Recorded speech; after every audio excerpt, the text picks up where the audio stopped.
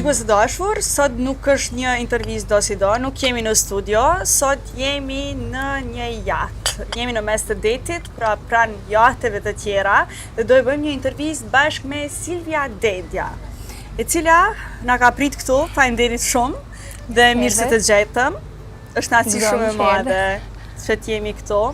Dhe gjithashtu është kënaqësi shumë e madhe që të kemi një intervistë pak më ndryshe dhe me një shqiptare, pra e cila po jeton kështu në jetën e luksit, mund të themi kështu, në jug të Francës, ku edhe kemi ardhur dhe po xhirojmë në këto vende kaq të bukura, ku ndoshta na tregon edhe pak më shumë Silvia rreth kësaj jete, por gjithashtu edhe rreth këtyre vendeve kaq të bukura.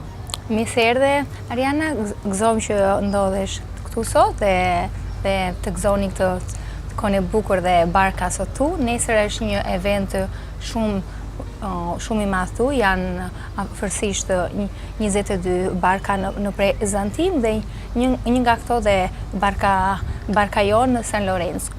38 metër. 38 metër. Pra do na tregoj edhe detajet e tjera, por të flasim pak fillimisht se si është kur e kujton atë vajzën e cila iki nga Shqipëria, plot me një valizhe plot me ëndra këtu në Monaco. Unë në fakt unë nisa një valizhe me libra dhe një me ëndra, se erdha si studente në Gjenova dhe mbasi mbarova studimet, fillova në shipping, që s'kishte absolutisht të bënte me jetën luksoze, ishte komplet ndryshe dhe nga aty njofa dhe tim shoq dhe prandaj përfundova në Francë dhe nga Franca në Monaco, në fakt dhe unë vetë nuk e di se nga jam më pasiv, jam vërtet international, sepse jam vërtet në një bëra shumë hapa, nga Shqipëria, Italia, Franca, Hollanda, Monaco. Po nga ndjen ti vetën më shumë? Nga cili vend? Atëherë, unë do thosha dhe përveç Shqipërisë, natyrisht. Atëherë, unë do thosha që rënjët nuk karojnë kur, sepse pa rënj nuk ka lule, dhe unë sot jam një lule, po që rënjët janë akoma në vendin tim dhe janë gjithmonë. Edhe janë të forta. E po sa fjali e bukur kjo, pa rënj nuk ka lule. Kështu që Silvia është një lule e bukur këtu në këtë vend kaq të bukur të Francës. Silvia, mundesh më na tregu pak se si ka ndryshuar jeta juaj nga ajo vajzë deri sot? Jeta është një udhëtim në avion që si fillimisht e fillojmë në economy class, në business class dhe në first class. Unë erdha, domethënë kur je në një moshë të re,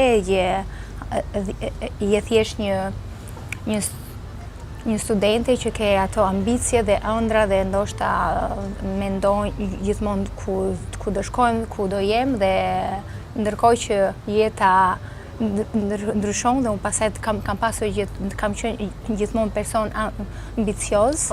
Ambicia ime më ka sjell këtu ku jam sot, po dhe dëgjoj shumë persona që jam dhe pasaj e kam rrethuar veten gjithmonë me njerëz që mendoj gjithmonë që janë më të mirë se mua, kanë më shumë se mua, ditë më shumë se mua, janë më të mirë se mua, sepse është e vetmja mënyrë për të rritur. Në qoftë se ne jemi gjithmonë mendojmë se jemi më të mirë se të tjerët, nuk ka rritje sot, dhe rritja ime të ka qenë shumë dëgjimi, edhe një dëgjim, listening, but listening si shto Zoti, na ka dhënë 2 vesh dhe 1 gojë. Po. Silvia, pa ka pas ndonjë moment kur dështa ki mendua dhe dorëzohesh këtë që e bën? Dorëzimi jo, sepse unë jam gjithmonë pozitive dhe do thosha që dorëzimi nuk është për mua, edhe jam shumë pozitive, kam qenë gjithmonë dhe dorëzimi sot në jetë në fakt jo. Nuk ekziston. Jo, nuk është sepse do të që ke punuar kaq shumë që të arrish edhe këtu ku je, tashmë sukseset veç se të ndjekin dhe nuk ke menduar kur ta bësh atë punë.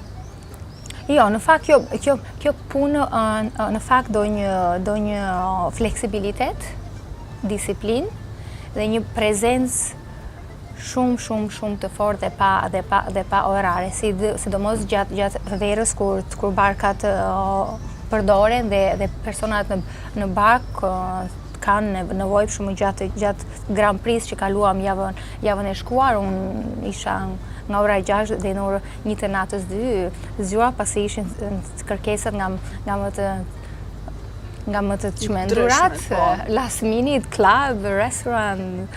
Cila ka qenë kërkesa më e çmendur nga ajo periudhë, sepse kanë qenë disa ditë në Monaco shumë. Në fakt, javën që shkoj, në fakt kisha fat pasi më kanë të kërkuar të premte në fishek zjarre, që në fakt duen 4 javë permeso. Në fakt Monaco ditën e diel në darkë bën fishek zjarre dhe unë kisha barkën më të madhe të gjithë 120 metra për jashtë dhe pronarët donin fishek zjarre.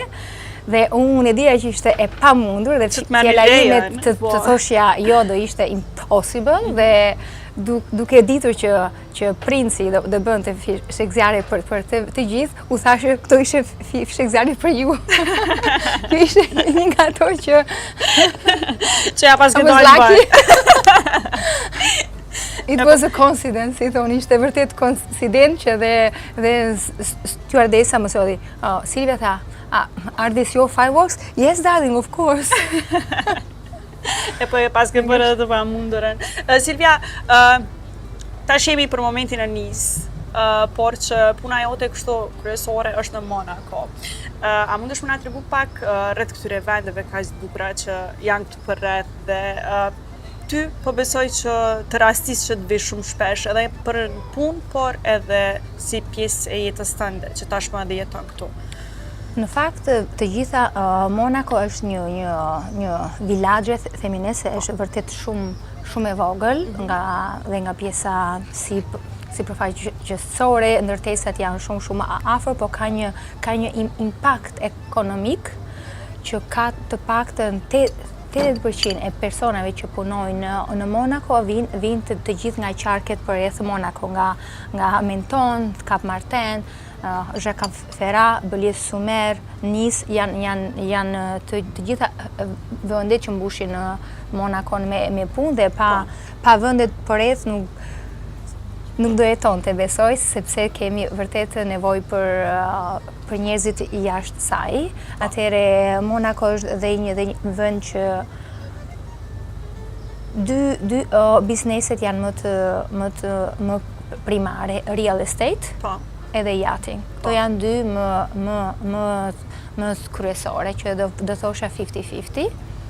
Po si është të jesh një shqiptare në botën e yachtingut? Në yachting në fakt është një botë që do thosha këto 10 vit të fundit ka shumë figure femrës shtohet akoma më shumë dhe punoj me shumë të kolegë dhe njoha kanë çfarë do lloj nacionaliteti, pasi është një vend që ka 158 shtete në çdo sektor dhe joti është një botë që është shumë fluturiste, është një botë që nuk ka një buxhet dhe buxheti është ajo pjesa që i trem shumë për njerëzit pasi çmimet janë vërtet maramendse. Çfarë ka qenë transaksioni kështu më i çmendur? Në fakt ne nuk flasim për numra, po flasim më shumë për ose ndoshta personi që ke qenë më pranë ti dhe i ke ndihmuar. Klientët tanë vërtet internacional, europian, from north, nga pjesa amerikan, sud-amerikan po ashtu. Po si është të punosh me këta njerëz, kaq të pasur? Janë njerëz që janë shumë demanding, exigent dhe është shumë vështirë kur bëhet fjalë të paktën për pjesën e buxhetit apo të shërbimeve dhe në fakt departamenti që unë merrem më shumë janë shërbimet dhe ato janë shërbime që shkojnë direkt tek pronarët dhe do thosha që janë thjesht njerëz normal, por janë shumë exigent dhe janë persona që janë shumë të rezervuar. Cila është gjëja më e çmuar që ke mësuar nga njerëzit e pasur ose nga ata njerëzit më të fuqishëm që i ke takuar? Ti je humble, që në Shqip do thosha është përulje. Po. I përullur, sepse kjo është një nga fjalët që mua më ka dhënë shumë si thonë, më ka dhënë shumë besim tek ta persona, sepse ti je përullur sot është diçka që është një virty që jo të gjithë personat e bëjnë dhe të pranosh dhe aty ku janë gabimet apo gjërat kur në shkojnë mirë dhe mëson të kurajon, sepse janë njerëz që kanë shumë të kurajo, kanë shumë guxim të der, gjithmonë që të bëjnë, sepse sot nuk ka qartësi, po nuk provove, po nuk gabove, nuk fiton gjë, po që përullësia dhe shumë guximi dhe trust, besimi janë tre virtyte që të hapin shumë dyer. Unë sa u kënaqa me këtë intervistë, sa që tash dua të ndërlidhem edhe pak me Shqipërinë, me Silvian, përderisa jemi duke pirë nga një kafe. Silvia, po si e sheh potencialin e Shqipërisë në turizmin elitar, më me thujt kështu, dhe në botën e yachtingut? Në fakt, vendi im ka një det shumë të bukur, që e kanë zili shumë shtete, dhe normalisht mungojnë marina që janë në zhvillim, projektet janë shumë të bukura, janë shumë moderne dhe besoj që jemi shumë afër.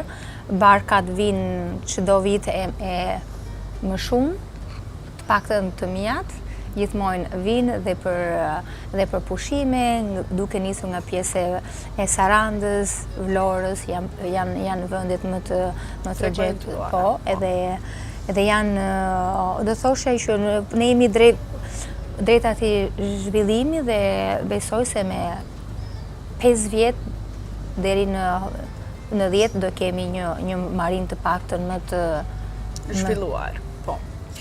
Po, ku e sheh Silvia vetëm pas 10 viteve? Pasi që na the pak për Shqipërinë, po për veten. Atëherë, është një pyetje pak e çuditshme, pasi në fakt para 10 vjetëve po të ma bëje nuk do thoshja do ta shija veten në Monako, kështu që nuk e kam një farë ide, po nuk dua ta ndaj komplet. Besoj që do kemi rastin që takohemi përsëri. Patjetër. Po që besoj se mund do kemi mundësinë përsëri. Ëndra ime është të paktën të jem prezenca ime fizike dhe prezenca profesionale të jetë në vendet brevetare të vendit tim. Të vendit tënd. E po sa e mirë kjo. Se jo. E po sa e mirë kjo. E me që po e presim pra ta shohim se ndoshta Silvia pra na kthehet kur edhe Shqipëria të ketë të gjitha ato kushte, besi që e tham edhe më herët.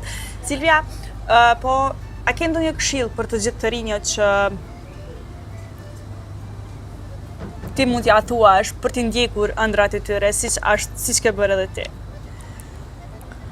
Siç e thash që parë, do thoj, siç e thash që parë, dëgjimi i personave që kanë më shumë dije se ne, dhe kjo është një nga të këshillat e para, të jem kurioz, sepse kurioziteti është një nga ato kurioziteti për të parë dhe për të imagjinuar për te detit. Sepse gjithmonë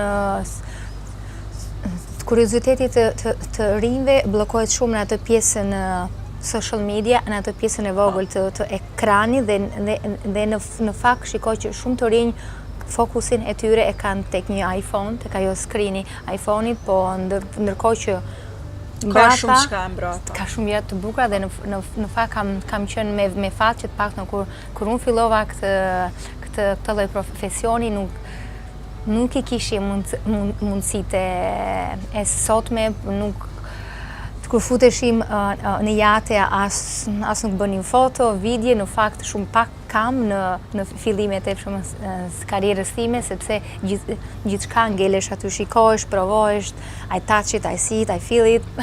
Por nuk është gjëja edhe më e mira ashtu. Kurse sot gjë e parë që kanë të rinë, kur shkojnë diçka, nuk jam shumë kurioz që të pyes. Të përjetojnë. Nga është komandanti, pronari, si janë ndërtuar jatet, sa i kushton mirë mbatja, sa kru janë, pse është ky flamuri, nuk kanë këtë lloj kurioziteti, është vetëm ajo pjesa e dukjes. Jam një jatë, një foto. E kur jemi të kjo pjesë, apo na tregon detajet. Jemi këtu, por shkojmë dhe lartë nëse mundemi. Patjetër. Nëse na dërgon, edhe me na tregu detajet. Patjetër. Me shumë qejf.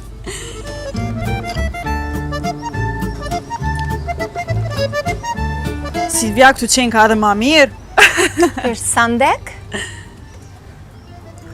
ku njerëzit marrin diell, kemi jacuzzin, bari për koktejle, shampanjë. Dhe është pjesa më kemi një lounge around jacuzzi. Pastaj nesër do jetë me ujë, po sot e keni që kështu. Po nesër do vi. S'ka problem. Do vi Ariana dhe se i qesim po pamjet. Çto tash po folim. Dhe mund të ulemi aty Ariana, se besoj është më tjetër këtu.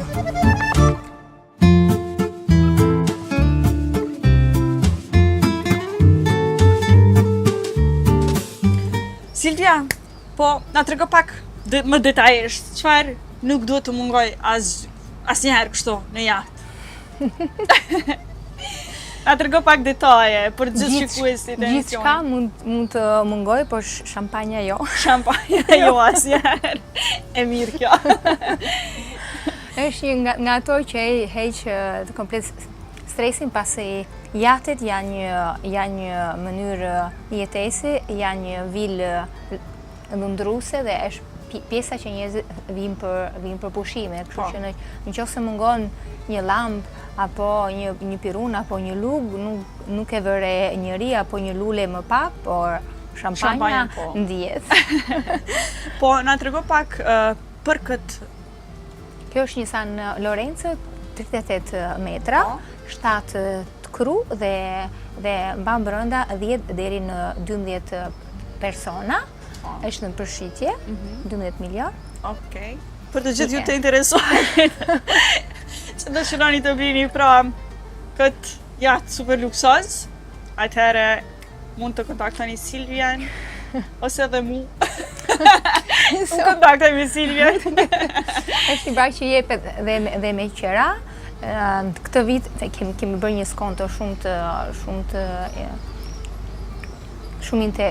interesante, 130.000 euro java plus të vëshërë dhe plus benzine. Veç java? Veç java. Okej, 130.000 euro veç java, me qera. Por gjithashtu, po besoj që ka edhe të tjera jata më të mëdhenj, më luksoz, apo jo? Kjo është një nga jatë që janë, ne themi middle, se është një size që ankorohet në port kudo. Pastaj dhe me masat që jemi marrë me jaten këtë vit, me madhja ka qenë 120 metër, dhe ishte për Grand Prix. Dhe në 10, 70, 60, i kemi të gjitha mizurat duke filluar nga riva 20 metër apo përshin, që janë barkat më shumë që ne i quajmë day boat, se janë barka që përdoren sa më afër, janë barkat të shpejta, kurse barkat e mëdhaja ka një një shpejtësi më të mesme 12-16 notë në... Dhe të cilat përdoren më shumë për pushim. Po, fiks. Po. Silvia, faleminderit shumë që na prite kaq mirë. Na prite Faleminderit që këtu. erdhet. Është shumë kënaqësi e madhe që bëm këtë intervistë bashkë me ty. Dhe po besoj që çdo njeri që të ka takuar është edhe me fat që është njoftuar me ty dhe është me fat që ndoshta i ke zbuluar një pjesë të kësaj jetës tënde. Faleminderit shumë edhe një herë. Besoj që t'jeni të kënaqur, në fakt herë tjetër do ju ftoja kur t'jetë gjatë ditës, ndoshta edhe për ndonjë koktejl në bord, po sot ishim pak si me të shpejtë, ishim edhe për rrugë, po besoj se nesër do... Ishte kënaqësi shumë e madhe. Faleminderit shumë. Faleminderit.